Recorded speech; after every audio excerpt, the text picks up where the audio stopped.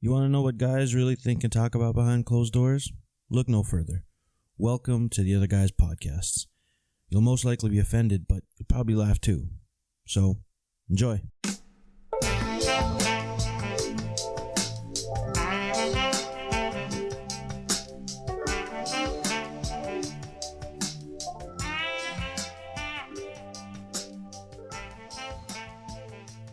Hey! Welcome to the Other Guys podcast. This is a helpline. Kirk, what is the helpline all about?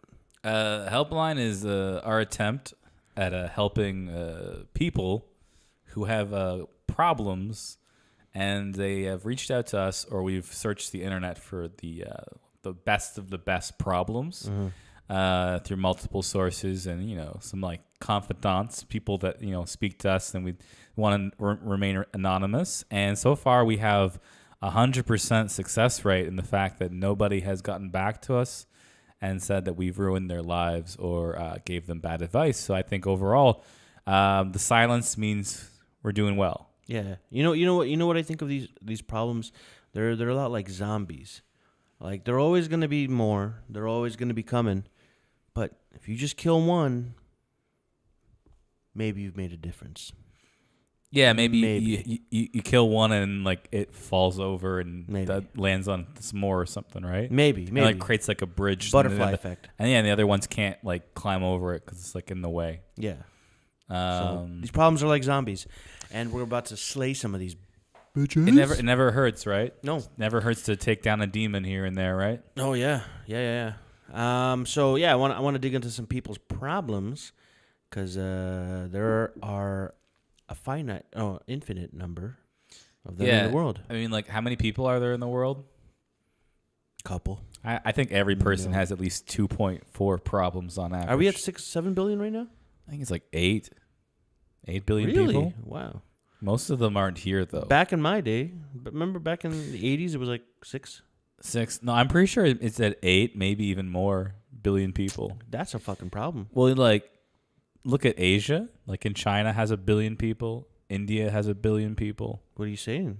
What are you saying about them? That's like just 2 countries, and that's 2 billion people or more, right? So I mean, like, what are you thinking? What, they got to cut their numbers down, or? No, I'm just giving an example of how there's probably like hundreds of countries, and there's 2 of them already have billion people. Right. Well, we'll solve that problem another day. Kevin will start the genocide another day. Not that in particular. Nah, that's not the answer. That's not the answer. Anyways, heads will roll. Yes, he's saying, right? Yeah. All right. So let's dig into this guy's problem. This one is from a user, Cool Calm Collected. So the question is, how do you stay mentally strong when you're stuck in a job or any situation you are sick of? So the question goes into, I am on the job search, but as you know, it's a process and takes time. I'm not going to quit this current job. I'm just burnt out, tired of the bullshit, and frustrated. I don't care if this is weird, but I'm starting to feel insecure because I'm not happy at work. Is that normal? I think because I'm not happy with my job, I don't feel content with my life. And now I'm feeling insecure in general. Like even in my relationship, I'll know I'll get a better job. I'm qualified, but I'm having trouble staying mentally strong. So, Kirk, as a man who has dealt with mental fortitude issues, what's your advice to this cool, calm, and collected dude? I don't know. I mean, I guess now that I'm reading that sounds reasonable. I can think of the same sort of feeling on multiple jobs I've had. Yeah. I guess it's just one of those things. I mean, I guess you have to look at the positives. So, I mean, you want to think about the next step. So then to keep you focused on that, keep doing the best job you can, right? Or try to force yourself to realize this is your stepping stone to your next thing. And you realize what doesn't work or what you don't like about. Maybe it's like you still like your career you just don't like the current workplace or job you're at. So, I mean, like, I would just say, like, find motivation in the fact that you aren't stuck there. You get to move on. You have a relationship right now with someone. Try to find support in them. Try to find the other things in your life that bring you happiness, right? Because everyone's got hobbies, everyone's got things they like, and you just got to look at work as just the conduit to get you all that. And it helps a lot in life when you have a job you like, obviously, right? But like a lot of us don't. So I guess you got to have that like kind of like human spirit to be like, always wanting the next best thing, always wanting to succeed, going to the next thing. And you don't want to like start half-assing this job or just treating it worse, but maybe just look at it. That's the, that chapter's ending, and you get to eventually move on. So yeah, I was listening to something recently, and they were talking about the percentages about how when it comes to people in the work or people working, like when it comes, like I think 17% of all people actually enjoy what they're doing. They're lucky enough to be in the field that they're doing. They enjoy the task they're doing. I think 60% are like they're okay. Like, you know what? They know it just pays the bill. They don't hate. They're kind of like, fuck it, work is work, right? Yeah. Which I think most people are. And then the rest of them, which is still a pretty high number, actually fucking hate their job.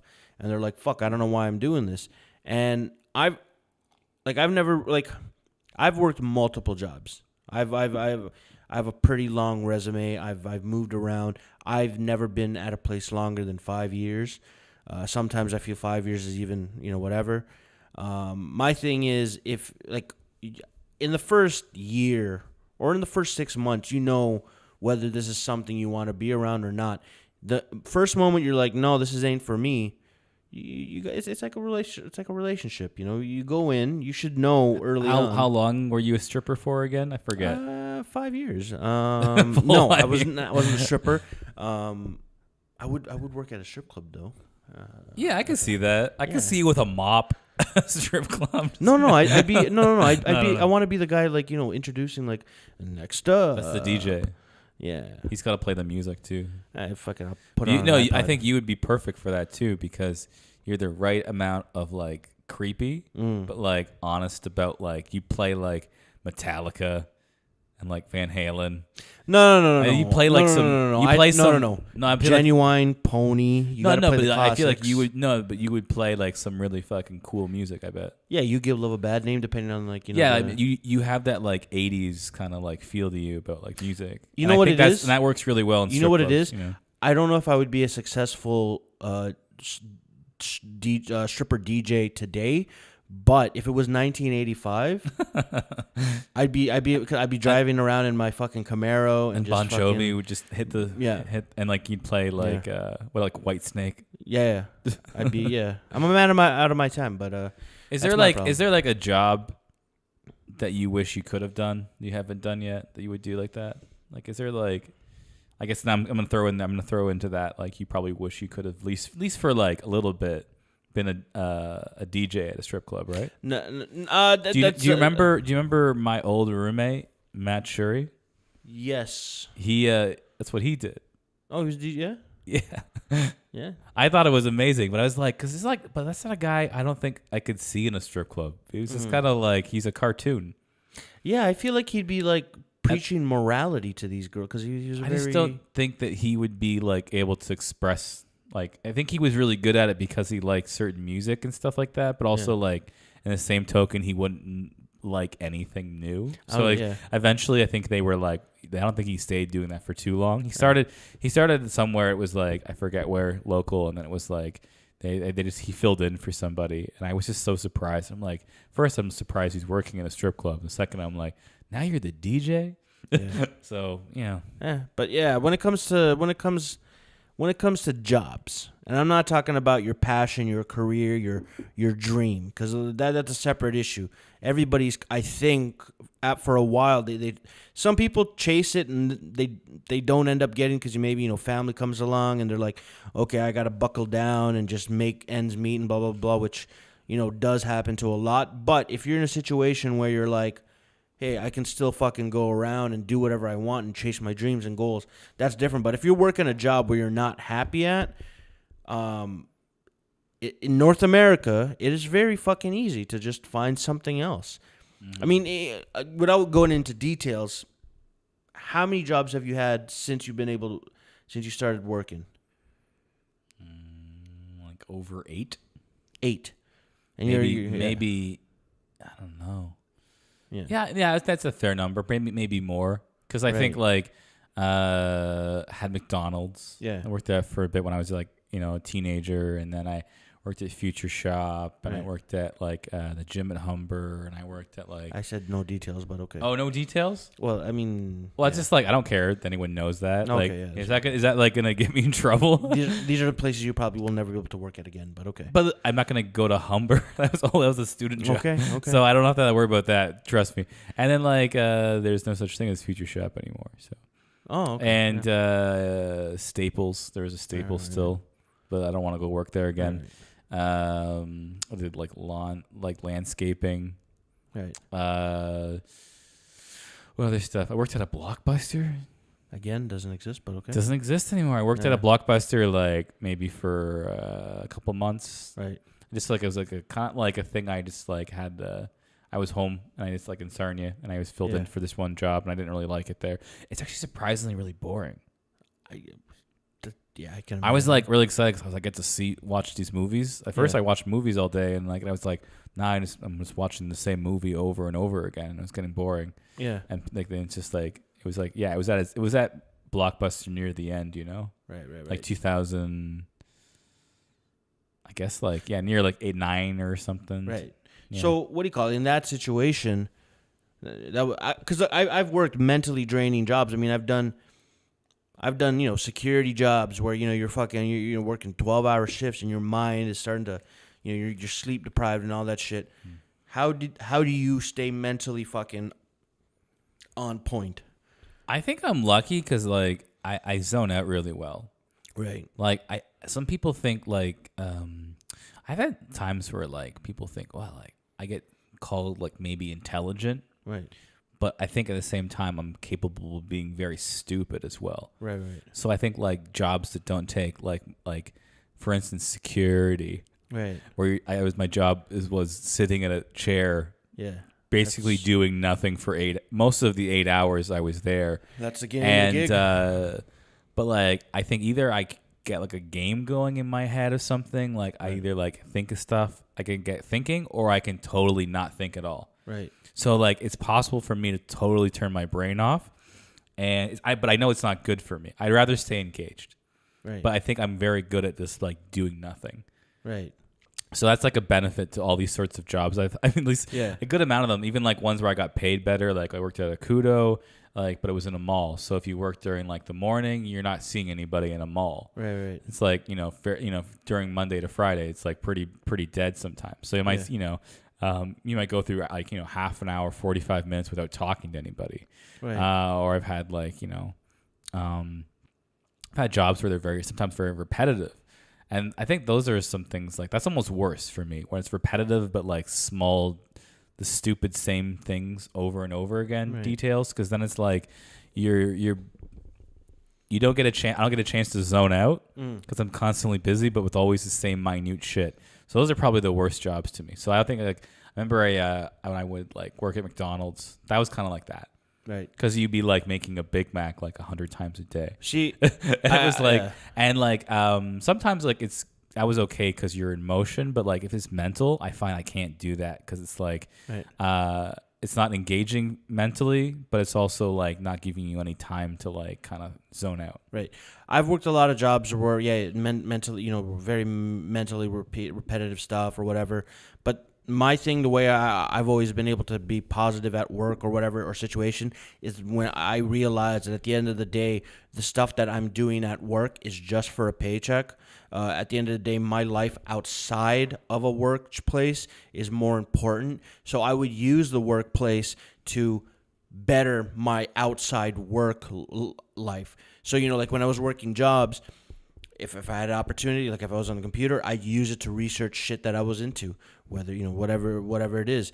If the job allowed me, I could read a book. Like I would be doing things, or like, even if let's say simple job is simply mopping the floor. that could be, mentally straining on you as well. But you know what? Use that time of mopping the floor to fucking think of some shit. Like, be like, okay, what else I can be doing? I like stuff like that because then, Right? like, something about, like, it's like being in the shower. Okay. Because, like, that's when I start to think. Because it's like I'm in motion and I'm doing something that's, like, not taking too much physicalness where I'm, like, tired from it. Like, a mop is a little bit tiring, but, like, it's got you in motion. And then it's, like, the idea of working, like, that's what the work, I think, like, it almost stimulates my brain more because then it gives me a chance to, like, to start, like, I get, like, in that space where I'm, like, oh, yeah, remember that one thing I thought, and then, like, this thing, and then, like, it just takes me to somewhere, and you're in this whole process, and it's, like, you're not distracted. You only focus on this one thing, but it's physical, so it's making you in motion, and when I'm in motion like that, then maybe I feel like I can, like, think better. Yeah. And I can go, my brain will go somewhere off the rails a bit that it wouldn't have gone else otherwise. Of course, yeah. So, basically just to answer this guy, because this guy's feeling like... he knows he's gonna get another job, right? Yeah, he's gotta go find a new job and fuck his wife some more. All right, right. But I don't know what his relationship. I'm gonna say it's his wife. As an advice though to this guy is don't necessarily chase just the money because the money alone will not make you happy. Yeah, chase something that you're gonna be. It's his money that he's worried about, is it? Or well, no, he's doing a job that he doesn't like doing. Why is he doing it? Probably for the money. It sounds like he's got an education. He's like, I know I'll get a better job. So if you're a better job and he says I'm qualified, that means he has some sort of like you have education or like you have a skill of some sort that's like right. So I mean, saying like I don't think it's about money. I think he's just saying that like this is going to afford him the opportunity to maybe step into a better situation. Whatever it then, is. Like then he's like, as long as, but yeah, like you're right. Like as long as he thinks of it like, okay, well, this isn't going to be a similar situation. Got to like suss out the next opportunity and look and go, oh, this place lets you have a moment of the day where you get to pet dogs or something. Whatever. Like some sort of like the benefits maybe of the job. That there's they give you more. Here's the thing. I just think he needs to realize that your job situation is not permanent. So realize that when you go on to your next one, if it's something you love and you're enjoying it, stick with it. And good, you lucked out. If you don't fucking like it, move the fuck on. That's pick up a mop, right? Yeah. Okay. Anyways, and so start having some good thoughts. Yeah. Okay. So, anyways, I think that's what that guy needs to do. So let's dig into the next fucking problem. You ready for this? This is kind of a work-related one. This is pretty simple. So the question is, other than coffee, how do you keep yourself awake when you got no sleep? You ever been sleep-deprived, Kirk? Yeah, a little bit. I mean, my current job, like, I go from working, like, late, like, in, like 10:30, 11, midnight or whatever. And then sometimes I got morning shifts. But then to get there on time, I got to wake up at, like, 5:30 in the morning, and then you get on like a fucking subway full of people, and it's just like That's why I don't do subways. And it's like and like even you think like, oh, there shouldn't be too many people on the subway at like 6:30 in the morning, and there's a lot of people some days. So it's like cattle. But like I mean, I just drink coffee. I mean, coffee is the only thing I think it's like a stimulant that I think I go after in that sense. But you don't have like a morning routine, or you don't have anything that gets like you up? Like shower. Showers are always something I gotta do in the morning if I'm going somewhere. Like it's I can't just go. It is like it's more than just like not feeling. It's like obviously it's like it refreshes you, right? Even if you're like if I wake up and I feel like I'm I could get away with not having a shower. Right. I know it's kind of like it's almost like pulling away a layer of yourself and you kind of feel fresher. You know. Right. So it's just like I could be like, oh yeah, I could just put some deodorant on and like kind of brush my hair or something. But I know like that's gonna really wake me up and really make me feel like I'm on the path to a new day. Okay. And then also like I guess not just sitting around when I'm at work. So if I'm like active that day too, like kind of like keep myself moving and like that's helpful. So my work histories, I've done security gigs, I've done driving jobs. Sleep deprivation definitely is a big factor in my job. So what I've done is I've developed certain things to keep me awake. Coffee is obviously an easy one, but other than that, getting proper sleep and all that stuff. And then by getting proper sleep, that means, developing good sleep habits, like, not reading texts and all that stuff before you go to sleep and all that stuff. Yeah. But in terms of how to keep yourself awake when you're grinding and you're running on 4 hours of sleep, definitely staying hydrated, drinking water, staying cool. I know if you ever get warm and cozy and shit, that shit will knock you the fuck out. So, if it's wintertime, get out there and fucking... Crack a dough. What? What's that? The window? You never heard someone say crack a dough? No. Is that a Sarnia thing? I think that's a fucking Sarnia thing. We complete our sentences in the learned country called Toronto. I'm pretty sure that's a thing I've heard people say, but okay. I mean, I could be wrong. I just think like crack a dough is funny. Like it's like crack that. Okay, so it's like when I was farting earlier, right? Yeah. Back home, they'd be like, "Kirk, crack that dough," All right, so if you're from Sarnia, crack a dough. But if you're from Toronto, crack a window. But basically, stay cool, stay hydrated. Try and work on getting better sleep when you can. Don't masturbate. No. To go to sleep, I say masturbate. No, I know, but I'm saying if you want to stay awake, don't masturbate. I get you. That makes me kind of sleepy. I say sometimes, start your day off with masturbate. Don't overeat, Sure, yes. Yeah. Don't get the itis. Stay away from like turkey ribs and stuff. Anyways. So you like to masturbate first thing in the morning? If it gets the blood pumping and the brain going, why not? See, that kind of would get me going, and then I'd be like, oh, I'm gonna go back to sleep. Like it depends. I feel like it wouldn't charge me up for my day. Like it would just kind of like it would get to a certain point where I'm like, yeah, I'm gonna fucking run this shit right, and then I would come and I'd be like, oh well, that was a good chance to do something. No. See, what I like to do is if you jerk off in the morning and you have to get to work, try to do it, and then like when you jerk off in the morning and you're running behind schedule because you were jerking off. Now it gives you that fucking rush, like, oh, fuck, I shouldn't have been jerking off, and now you got to be in a rush, and that alone... Or if someone almost catches you masturbating. Yeah, listen, at this point in age... like, if you're, like... I don't. Or, like, or, like, you ever, like, one rush always gets me going. It's not, like, being caught masturbating. Right. But, like, having to switch focus masturbating. Like, you have to, like, say, like, the phone rings and you have to answer it. Yeah. And you're just like, fuck, I got to answer that phone, like, fuck. And you're like, I wanted to jerk off. And then, like, you got to, like, focus on that. Really? And then you still have that pent-up focus, You never answered a phone and jerked off at the same time? No. Have you done that? Have you called me? I've called you and you've been jerking it? Oh, man. I cannot confirm or deny at this moment. I feel like, I've called you and you've kind of been out of breath a little bit. Maybe. I cannot confirm or deny. You're huffing and puffing on the Magic Dragon? Yes, maybe. Your dick? Anyways, this guy, look, coffee is the stand, but other than that, getting proper sleep at the end of the day and then just staying hydrated and cool and you're fucking golden. Anyways. Also, eating good? Yeah, eating healthy. Don't be eat some fruits and vegetables. Stay away from the sugar because you're going to get a crash from that shit. Get some vitamins and some fish oils in there, Yeah, B complexes. Or also, like... what's the shit that you're into? Kefir? No, yeah, kefir's good. It's great for your stomach. Makes your stomach feel good. Yeah, take care of yourself. Also, like, what about like butter coffee or something?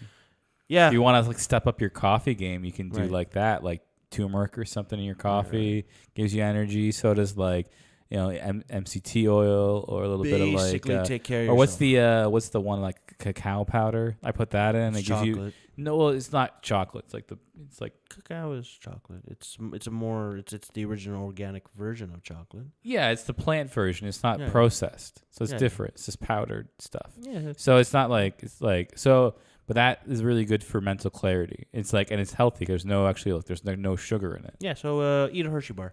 That's anyways, not what I'm saying. But anyways, sure. I want to dig into our last question of the night. Kirk, you might relate to this. Sure.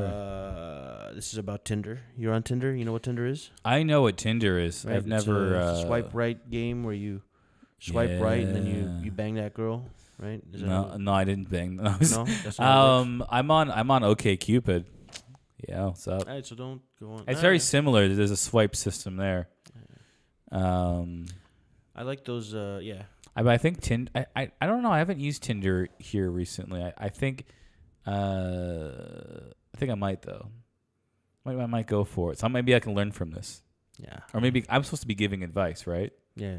So we'll see. Right. Anyways, so this person's question is, I told my Tinder date I was big in real life, and she had no problem with it, but should I still be concerned?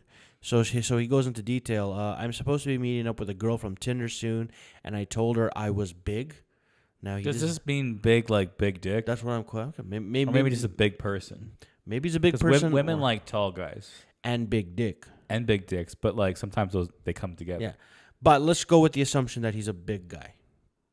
He's a big guy. So she said that she doesn't have a problem with, and that she likes me for me, even though you met online. Okay. Oh no, I'm already reading ahead. It is a fat thing. Okay. Okay. Here's the thing. I hide my weight really well in clothes, but underneath I find my body disgusting. I have a really big stomach and thighs with stretch marks all over my body. Am I worrying about the wrong things this early? Kirk, as a... Yes, you're worrying about the wrong things. Women always like you for who you are. Sorry, that's bad advice. I mean, like, here's the thing. So, what do you think? Here's the thing. You've hooked up with, you've had sexual relations, right? And these women were attractive. Were they always big girls, or were they like? My last girlfriend, she looked like Jennifer Lawrence. Did she actually look like Jennifer Lawrence? Yeah. Yeah? Yeah. But she was a bit, heavier than Jennifer Lawrence. Okay, hold on. Like, you can't say she's Jennifer Lawrence and then be like, no, she's a heavier version of her. No, I mean, like, I think when I first met her, she was a bit like, she gained weight in the relationship. Gained a little bit of weight, then she lost it. So then it was kind of like, that's when I first met her, and now she's like, right. Now that we're not dating, she's a peach.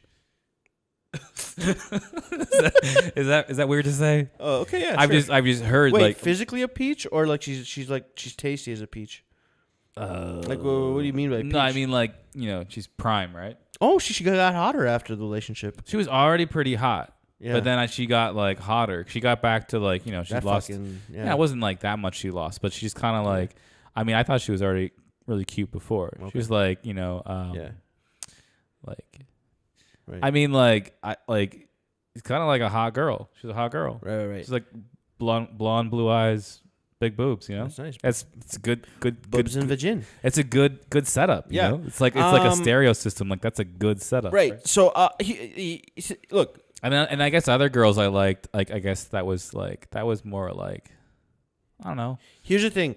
I always had coming up. I always had a misconception that if you were a big guy, you could never get an average I think it comes down to the confidence thing again, but no, it's more or less like I think you have to use your other skills if you're a bigger guy. Okay, and that's right. I think we're talking about, right? So here's my thing. So but still, if you're a guy who's like a big dude and you're not concerned, if you try to not focus on those sort of things but if you have those moments where I'm ugly or I feel unconfident, then that really comes across. And then unfortunately women pick up on that. Yes. And that's where they find attractiveness in more than anything else. Right. So because they could find you funny and they could find you charming, and those are really important things, but then the confidence somehow is the overriding factor, right? So if you're just comfortable with yourself, and that's the one thing you really, I think, have to learn as a bigger dude. And, I mean, just to be with anybody. Because, I mean, everybody likes people that are more, themselves and they're confident. And, I wouldn't even say it's being I'm so assured of myself. Right. It's just not caring what other people think about you. Okay. If you get to that point, where you don't care about that stuff, it comes across, you seem like a natural person who is not, Right. Yeah. So here's the thing: as a big guy who's hooked up with, I'm gonna just give numbers right now: 7s, 8s, like pretty, attractive girls. The thing is that I've noticed is that it comes down to this: if you have the mindset that you are the shit and you're in with these girls or whatever, that will carry over. But the moment doubt enters, And the moment that you're like, oh, I'm not deserving of this and all that stuff, that's when you can fuck your shit up. So I think with this guy is that, look, at the end of the day, here are some of the simple facts. If this is Tinder, she swiped right on you. So, I mean, I don't know what kind of a picture you have on there. Maybe you are hiding or whatever, right? So the fact that she swiped right means that there is a basic level of attraction on her point, right? Because if maybe you just put up a face pic, right?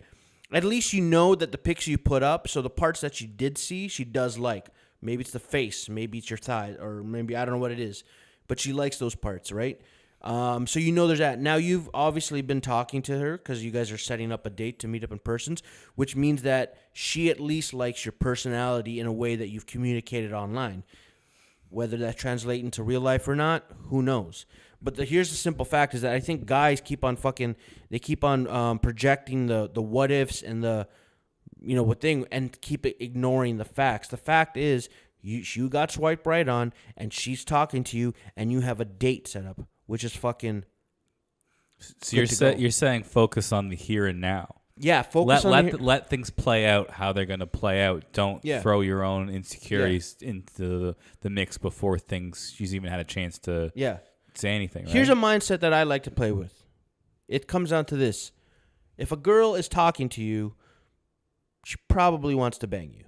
So just go with that mindset and see where that rabbit hole goes. Or if like a girl shows like interest in you without you starting a conversation or like calling you or texting. Like if a girl touches you like this, you're in. Sure. Or they twirl their hair.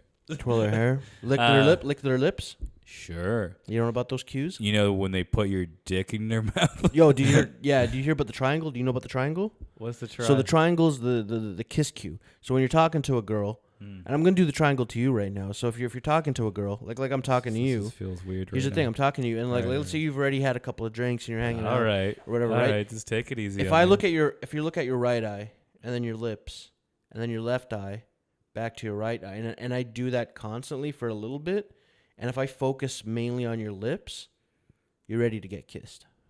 So you're saying women do this to men, or men you're doing this to women? Men and women do it to each other subconsciously, but that's why, like, okay, when you kiss a girl for the first time, what are you looking at? Whoa, looking at her lips, right? But you're doing a little bit of eye shit, right? So I'm gonna do it to you right now. It's gonna be like soft, beautiful lips with a nice mustache on top. Right. Anyways, Kirk is clearly I don't know. I'm sorry, guys. I think I might have been attracted to Kevin in that moment. See, because it fucking works. I think I just thought, what can those lips do for me? I mean, we got off track again. Sorry. I mean, it's my bad. No. So basically, the thing is, he needs to put it's okay to have those insecurities. Also, you just play the field, man. Play the field. Sure. Lots of Tinder out there. A lot of swiping going around. I think it's okay to have those insecurities. They're definitely human. But I believe very early on, you need to keep that shit tight to you. You do not tell her whatsoever. Be as confident. Fake it till you make it. Get it in, right? Get it in. And then later on, once whatever, you can maybe think, but you gotta keep that shit away from her. You know what I've noticed recently with myself? I don't have a girlfriend right now, but there's a few girls I kind of like, and kind of have flirtiness. And some days it's just like cold, right? And it's weird because then some days I feel like one girl will pay attention to me, and all of a sudden all of them do. Yeah, it's either you're on or you're off. I've had those, yeah. Yeah, I don't know what it is. It's like they have they have radar that time of the month, pheromones. No, I just think it's I think there's just a radar that when there's one that's into some guy that it's it's almost so you're marked or something. No, I don't get it. I don't know why. Sometimes I can generate no interest in some people, and it's just people I'm around frequently. I don't know if they're people I'd want to date or even hang. I mean, they're people I'm more friends with and hang out with and see often. But it does kind of pick up at a certain point, and you're why is every of these girls is kind of feel like they're flirting with me now? Yeah. And I don't know how to describe that. No, I've noticed that too. There's been times where maybe you get a haircut or something and you're walking around with a little bit of swag, or whatever, and then girls go, oh hey, well they'll talk to you, whatever, right? But then any other time of the day they wouldn't have talked to you, or whatever, right? So you got to pick and choose. But anyways, sometimes I'm just on the ball, sometimes it's just you know when you make a girl laugh, right? Right. And I'm pretty funny. Nice. I make them giggle. So in real life, what's your final advice for the big man out here? The big man out here, I think you just gotta let this play out, Just try to, you're gonna be insecure. I know what it's like to be insecure about your weight and how you look. And obviously the next step, you're probably thinking too far in advance of because you're thinking of what she's gonna think of you when your clothes come off, right? And that's too far in advance at this point to think of because you haven't even met her in person. She can so suck just on your titties. yeah, just sucking on your titties like you wanted me. So you just gotta let her find your tits naturally. That's all. And if that's what that's what she likes, then she likes. If she doesn't like, then but you can't think in advance that you've lost. That's all. Right. Yeah. Don't quit the race before you even started. Get in there. Go on a good date. Try to get it in. Remember the triangle. Yeah. Look at her beautiful lips and her eyes. Left eye and then her right eye and then the lips. And then you'll see the other holes. Yeah. And then what do you call the 80-20% rule? For you go 80, she's got to come 20. You know too many rules here. I don't know. Rules of the Game. Neil Strauss. Read that book. Some good shit. If you guys don't read the book, you can always ask Kevin for help. He'll help you out. And actually, to close on that, this is the Helpline. This is the Other Guys podcast. We're on YouTube, SoundCloud, iTunes, sure, Stitcher. I believe you. Tune in. Yeah. We have an Instagram. Yeah. We also have a Facebook. We're gonna have a Reddit soon. I have a Twitter. I have a Twitter too. How big is your Twitter? I have 300 followers or something. Right. Okay. I don't use it very often though. Yes, whatever. But I have very little engagement on my Twitter. All I'm saying is that whoever listening or watching this, contact us. Let us know what's up. What's the email? Want to give our email out? The Other Guys podcast at gmail.com. So that's good. And there's a poster here for the video people, right? So you know what we look like because we have, things, right? So this is an accurate depiction of me and Kevin in silhouette. Yeah, I'm here on the right. Yeah. Anyways, that's the Other Guys podcast. That was the Helpline. I hope it was good for you as it was for me. No, I had a good time today. I feel like we did some really. Today we gave good advice. Yeah. It's better advice than normal. So that should mean something, right? Because I'm a little sleep deprived. Maybe that's what it is. But anyways, that's it. Bye-bye. Peace out.